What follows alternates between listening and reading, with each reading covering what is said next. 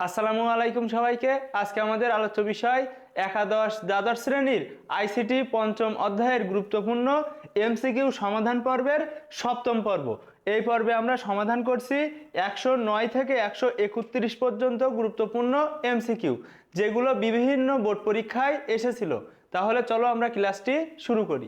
নিচের কোনটি data type? তো দেখো, আরও কয়েকটি ডেটা টাইপ হলো এখানে integer data type, character, float আর ডাবল, এই সবগুলো কিন্তু ডেটা টাইপ। তাহলে এখানে সঠিক উত্তর হবে ডাবল। নিচের কোনটি সঠিক চলক? তো চলক হতে গেলে কি কি লাগবে দেখো, চলক তৈরির কিছু নিয়ম রয়েছে। যেমন চলকের নামের প্রথম অক্ষরটি কোনো অঙ্ক হতে পারবে না, প্রথম অক্ষরটা কোনো সময়ই কোনো অঙ্ক হতে পারবে না। চলকের নামে স্পেস ব্যবহার করা যাবে না, এখানে স্পেস রয়েছে, এখানে স্পেস রয়েছে, তাহলে এই স্পেস থাকলে কিন্তু সেটা চলক হবে না। বর্ণ, অঙ্ক এবং আন্ডারস্কোর ব্যতীত, আন্ডারস্কোর চিহ্ন ব্যতীত অন্য কোনো চিহ্ন, যেমন এইখানে যে চিহ্নগুলো রয়েছে এর একটাও কিন্তু ব্যবহার করা যাবে না। তো দেখো এখানে কিন্তু অ্যাট দ্য রেট অফ রয়েছে, তাহলে সেটাও কিন্তু আমাদের বাদ যাবে। এখানে এই দুইটা স্পেস রয়েছে, এখানে অ্যাট দ্য রেট অফ রয়েছে, তাহলে এই তিনটা অপশন বাদ। সঠিক উত্তর কোনটা হবে? Final result. দেখো ফাইনাল রেজাল্ট, এই রিলেটেড কোয়েশ্চেন কিন্তু অনেকগুলো আছে, সেজন্য এই কোশ্চেনটা ভালোভাবে সমাধান করলে পরবর্তীতে তোমাদের জন্য সহজ হবে। এখানে যে চিহ্নগুলো রয়েছে একটাও কিন্তু ব্যবহার করা হবে না। আর গুরুত্বপূর্ণ কথা হচ্ছে কোনো স্পেস ব্যবহার করা যাবে না। তো আমরা পরবর্তী সমাধানে যাচ্ছি। সি ভাষায় বৈধ চলক কোনটি? এর মধ্যে দেখো এখানে চিহ্ন রয়েছে, তার মানে এটা চলবে না। এখানে স্পেস রয়েছে, এটা চলবে না। এখানে আর একটা চিহ্ন রয়েছে, এই চিহ্নটা কিন্তু আমাদের চলকে ব্যবহার করা হয় না। তাহলে সঠিক উত্তর রোল 107, এটাই কিন্তু সঠিক উত্তর। ব্যাখ্যাটা কিন্তু আবারও দিয়েছি, তোমরা একবার লিখে পড়ে নিবে, আশা করি খুব সহজেই এটা বুঝতে পারবে। সঠিক চলক কোনটি? তো এর মধ্যে সঠিক চলক হবে দেখো নাম্বার 2। এখানে দেখো 2 দিয়ে শুরু হয়েছে, তো কোনো অঙ্ক দিয়ে কিন্তু শুরু হতে পারবে না। এখানে 1 দিয়ে শুরু হয়েছে, কোনো অঙ্ক দিয়ে শুরু হতে পারবে না। তো এখানে ব্যাখ্যা আবারও দেওয়া রয়েছে, তোমরা দেখে নিও। ডেটা টাইপ ইন্টিজার এর ফরম্যাট স্পেসিফায়ার, ইন্টিজারের ফরম্যাট স্পেসিফায়ার হবে দেখো %d। %d ইন্টিজার এর ফরম্যাট স্পেসিফায়ার। এখানে আরো কয়েকটা ফরম্যাট স্পেসিফায়ার দেওয়া হয়েছে যাতে তুমি খুব সহজেই বুঝতে পারো। %f ফ্লোট ডেটার ফরম্যাট স্পেসিফায়ার, %x হেক্সাডেসিমাল ডেটার ফরম্যাট স্পেসিফায়ার, %c ক্যারেক্টার ডেটার ফরম্যাট স্পেসিফায়ার, %if ডাবল ডেটার ফরম্যাট স্পেসিফায়ার। তাহলে এখানে চাওয়া হয়েছে ইন্টিজার, সঠিক উত্তরটা হবে %d। ফ্লোট টাইপ ডেটা মেমোরিতে কত বাইট জায়গা দখল করে? দেখো ফ্লোট 4 বাইট বা 32 বিট জায়গা দখল করে, তাহলে এখানে সঠিক উত্তর 4 বাইট। যদি ইন্টিজারে বলা হতো তাহলে 4 বাইট 32 বিট, ডাবলে বলা হলে 8 বাইট 64 বিট, ক্যারেক্টারে বলা হলে 1 বাইট 8 বিট। তাহলে এখানে গুরুত্বপূর্ণ নোটগুলো দেয়া রয়েছে, অন্য অন্য এমসিকিউ কিন্তু এখান থেকে আসতে পারে, তাহলে এটা গুরুত্ব সহকারে নোট করে মুখস্থ করে নিবে। এর সঠিক উত্তর হবে 4 বাইট। ডাবল টাইপ ডাটা নির্ধারণে মেমোরিতে কত বাইট জায়গা প্রয়োজন? দেখো ডাবল 8 বাইট বা 64 বিট, তাহলে এখানে সঠিক উত্তর 8 বাইট। টেক্সট ডেটা টাইপে বর্ণের সংখ্যা সর্বোচ্চ কত হতে পারে? দেখো টেক্সট টাইপে বর্ণের সংখ্যা সর্বোচ্চ 255 হতে পারে, এর সঠিক উত্তর 255। সি ভাষায় ইন্টিজার ডেটা টাইপ কত বিটের? ইন্টিজার কত বিটের? 32 বিট, আর যদি বাইট বলতো তাহলে 4 বাইট। এখানে সঠিক উত্তর 32 বিট। %d কোন ধরনের উপাত্ত নিয়ে কাজ করে? %d অর্থাৎ ইন্টিজার অর্থাৎ দশমিক পূর্ণ সংখ্যা, তাহলে এখানে সঠিক উত্তর হবে দশমিক পূর্ণ সংখ্যা %d।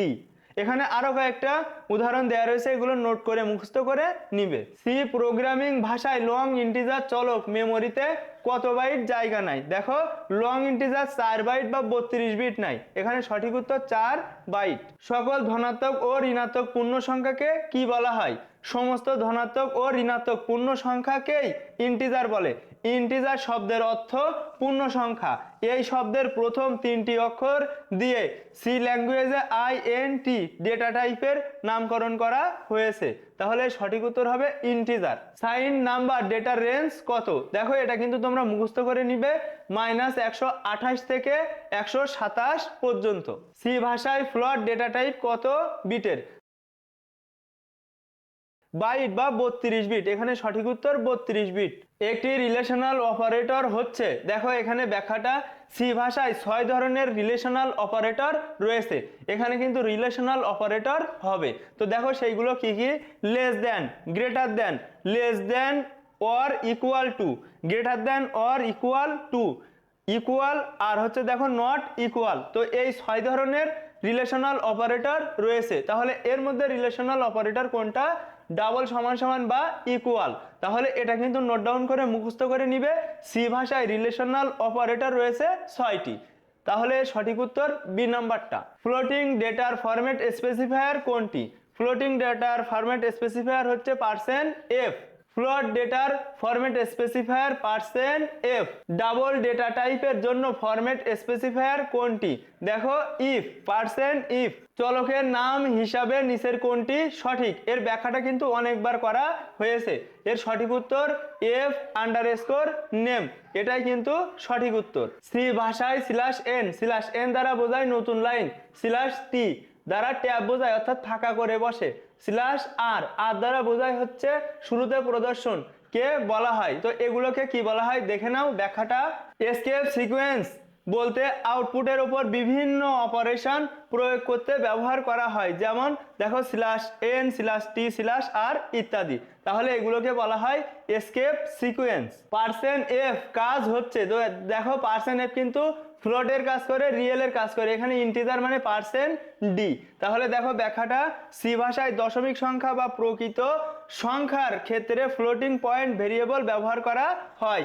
%d কাজ করে ইন্টিজার নাম্বারের জন্য। তাহলে এখানে যেহেতু %f ইন্টিজার বাদে বাকি দুইটা সঠিক। সি ভাষা ধ্রুবক ঘোষণা করার নিয়ম হলো, দেখো এখানে সবগুলোই সঠিক রয়েছে, তোমরা একটু কষ্ট করে মুখস্থ করে নিবে। তো এখানে দেখো বিভিন্ন পায়ের মান দেয়া রয়েছে, তো এগুলো কিন্তু তোমরা মুখস্থ করে নিবে যে এই সবগুলোই সঠিক। সি ভাষার চলকগুলো লক্ষ্য করো। তো দেখো এখানে কিন্তু দেখো এখানে রয়েছে @, তো এটা কিন্তু ভুল, এখানে কিন্তু চলকে এটা ব্যবহার করা যায় না, এখানে স্পেস রয়েছে, তাহলে এটাও ভুল। এখানে সঠিক উত্তর কি হবে দেখো, student_name, তো এটাই কিন্তু সঠিক। এর সঠিক উত্তর হবে প্রথমটা, বাকি সবগুলোই ভুল। এর ব্যাখ্যা কিন্তু অনেকবার ইতিমধ্যে আমরা এই ক্লাসেই পেয়েছি। আশা করি এই ক্লাসটি তোমাদের ভালো লেগেছে। পরবর্তী পর্ব দেখার আমন্ত্রণ জানিয়ে আমাদের 7ম পর্বটি এখানেই শেষ করছি।